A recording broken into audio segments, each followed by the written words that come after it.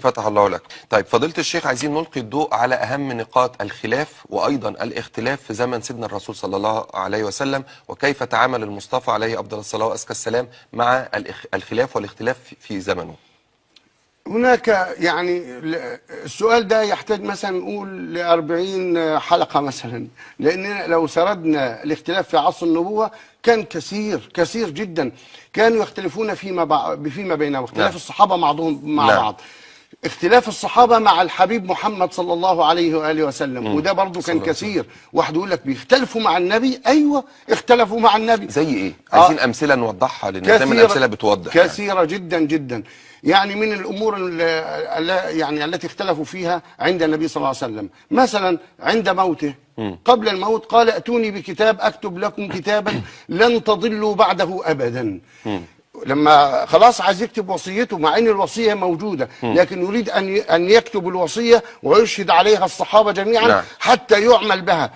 ولو اجابوا النبي صلى الله عليه وسلم لعشنا في رغد من العيش، لكنهم اختلفوا عند النبي صلى الله عليه وسلم. سبب الاختلاف كان ايه؟ ما هو يعني ليه حدث هذا الاختلاف؟ انا اقول لحضرتك، سيدنا عمر ومن معه قالوا: يعني يا رسول الله حسبنا كتاب الله. يعني هو اجتهد وقال: حسبنا كتاب الله، احنا معنا كتاب الله، ما وجدنا فيه من حلال احللناه وما وجدنا فيه من حرام حرمناه وخلاص. ما تتعبش نفسك. يعني مش عايز يتعب النبي صلى الله عليه وسلم.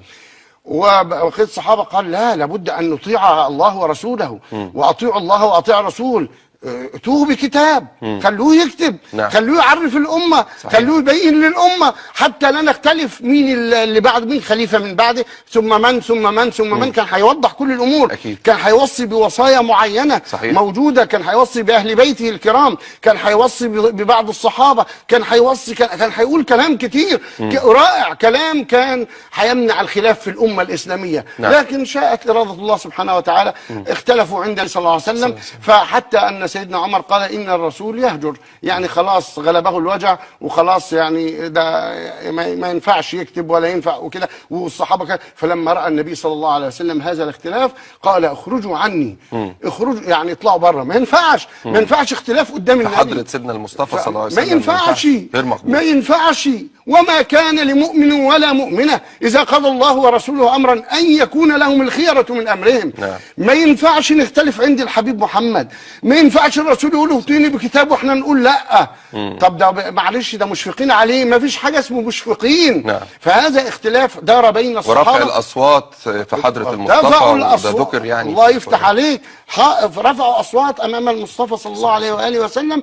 ولما ارتفعت الاصوات امام النبي صلى الله عليه وسلم قال: اخرجوا عني. يعني ما ينفعش اختلاف، لان الاختلاف سياتي بالشياطين، ولا يمكن يكون عند النبي شياطين، ليس عنده الا ملائكه. اذا كان جبريل جاي يستأذنوا، وملك الموت جاي يستأذنوا، وجايين يسلموا على النبي صلى الله عليه وسلم، وجايين ينعوه ويودعوه، وجايين يتكلموا مع الحبيب محمد، وبعدين احنا يا بشر نختلف امام سيد البشر صلى الله عليه وسلم؟ لا يمكن ابدا، ما ينفعش.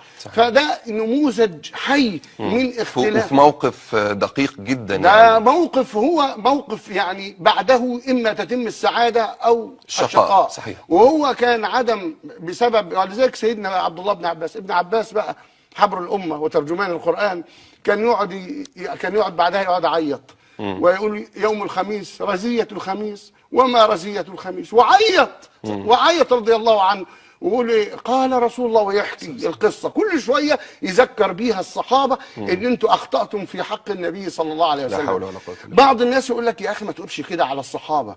اقول له: يا اخي وانا ده انا بقول لا يتقول عليهم، هو بيذكر واقعه حدثت. ده لابد ابن عباس ان يذكر، ولا بد لحسن ان يذكر، والاستاذ هاشم يذكر، كلنا نذكر. لان تاريخ، ولا بد ان احنا نعلم ان احنا قصرنا في حق النبي صلى الله عليه وسلم. وبعدين خليني اقول لحضرتك عليها افضل الصلاه والسلام،